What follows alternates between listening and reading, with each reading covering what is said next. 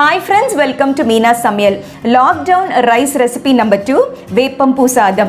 Usually வந்து இந்த April May சீசன்ல தான் வேப்ப மரத்துல பூ பூக்கும்.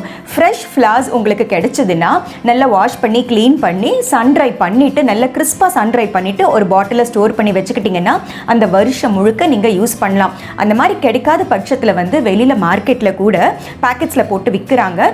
அந்த வேப்பம் பூ வாங்கி கூட இதே சாதத்தை வந்து நீங்க செஞ்சுக்கலாம். வேப்பம் பூ கொஞ்சம் கசப்பா இருக்கிறதுனால நான் வந்து மோர் மிளகாய் சேர்த்து வந்து ரொம்ப ரொம்ப டேஸ்டியாக செஞ்சுருக்கேன். இந்த மாதிரி சாதத்தை வந்து நீங்கள் செஞ்சு பாருங்கள், கசப்பே தெரியாது.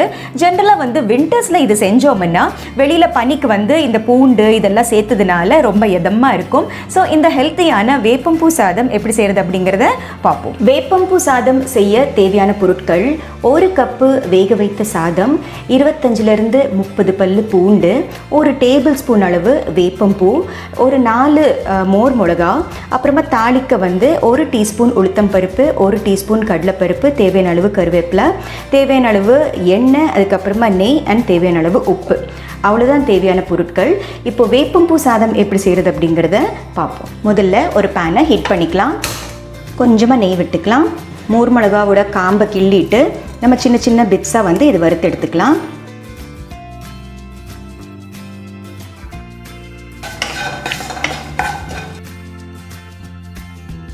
அண்ட் வேப்பம்பூ வந்து இந்த மாதிரி ட்ரையாக வந்து வெளியில் மார்க்கெட்டில் கிடைக்கும்.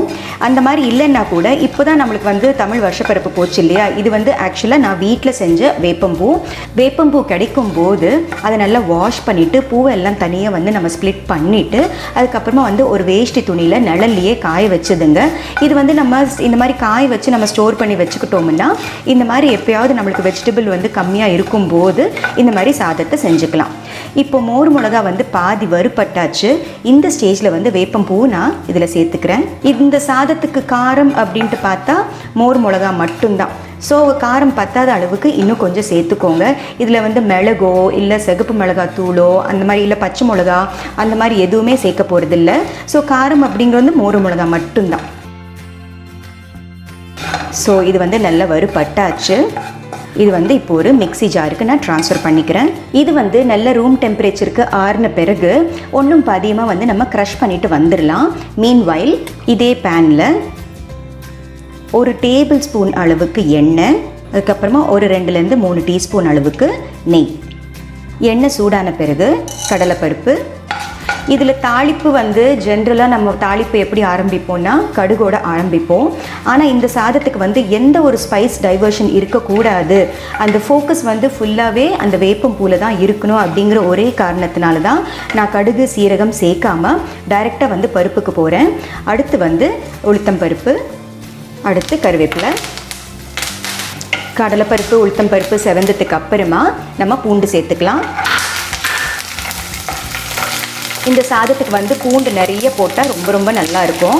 பூண்டு வந்து ரொம்ப குட்டி குட்டி பல்லாக இருக்குது அப்படிங்கிறதுனால தான் நான் 25-30 போட்டிருக்கேன். உங்கள் பூண்டு வந்து பெருசாக இருந்ததுன்னா கூட நீங்கள் சின்ன சின்ன பிட்ஸாக வந்து கட் பண்ணி போட்டுக்கிட்டிங்கன்னா சமமாக ஒவ்வொரு கடிக்குமே வந்து நம்மளுக்கு பூண்டு வரும்போது ரொம்ப என்ஜாயபிளாக இருக்கும். ஸோ இந்த பூண்டு வறுபடுறதுக்குள்ளே நான் இது வந்து அரைச்சிட்டு வந்துடுறேன். இப்போ பாருங்கள், நான் அரைச்சி வந்தாச்சு. ரொம்ப மையாட்டம் அரைக்கக்கூடாது, கொஞ்சம் ஒன்றும் பாதியமாக கொஞ்சம் ரஃப்பாக அரைச்சோம்னா தான் இந்த சாதத்துக்கு வந்து பொருத்தமாக இருக்கும். ஸோ பூண்டு வந்து இப்போ நல்லாவே வறுபட்டாச்சு. சின்ன சின்ன பூண்டாக இருக்கிறதுனால சீக்கிரமாக வறுபட்டுருச்சு பாருங்கள். அடுத்து வந்து இந்த பவுடரை வந்து நம்ம சேர்த்துக்கலாம்.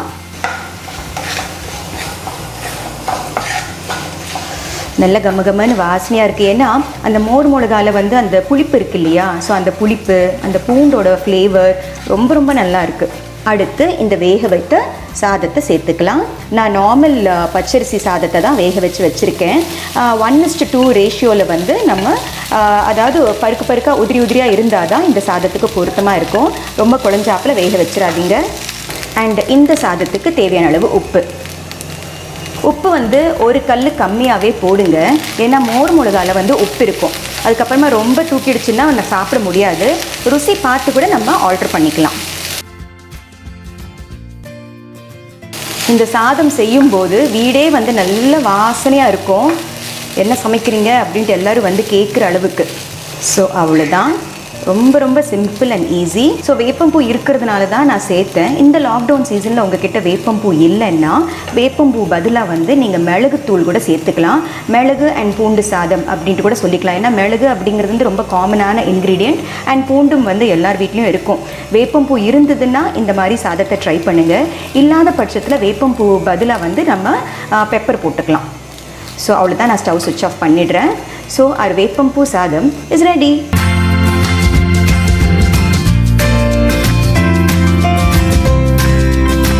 So lockdown rice recipe number 2 வேப்பம்பூ சாதம் எப்படி செய்கிறது அப்படிங்கிறத பார்த்தீங்க இல்லையா? கசப்பே தெரியாது, ரொம்ப ரொம்ப டேஸ்டியாக இருக்கும், ஹெல்த்தி கூட. நீங்கள் வந்து ஒரு ஃபுல் மீல் வந்து இதே சாதம் செய்யலைன்னா கூட நீங்கள் செய்கிற ரெகுலர் குழம்பு பொரியலோடு சேர்த்து ஜஸ்ட் ஒரு பிடி வந்து எல்லோரும் சாப்பிட்டே ஆகணும் அப்படின்ட்டு நீங்கள் ஸ்ட்ரிக்டாக இருந்தீங்கன்னா உடம்புக்கு ரொம்ப ரொம்ப நல்லது. ஸோ இந்த ரெசிபியை கண்டிப்பாக நீங்களும் ட்ரை பண்ணி பாருங்கள். ஸோ மீனா சமையலை பாருங்கள், லைக் ஷேர் சப்ஸ்கிரைப் பண்ணுங்கள். பாய்.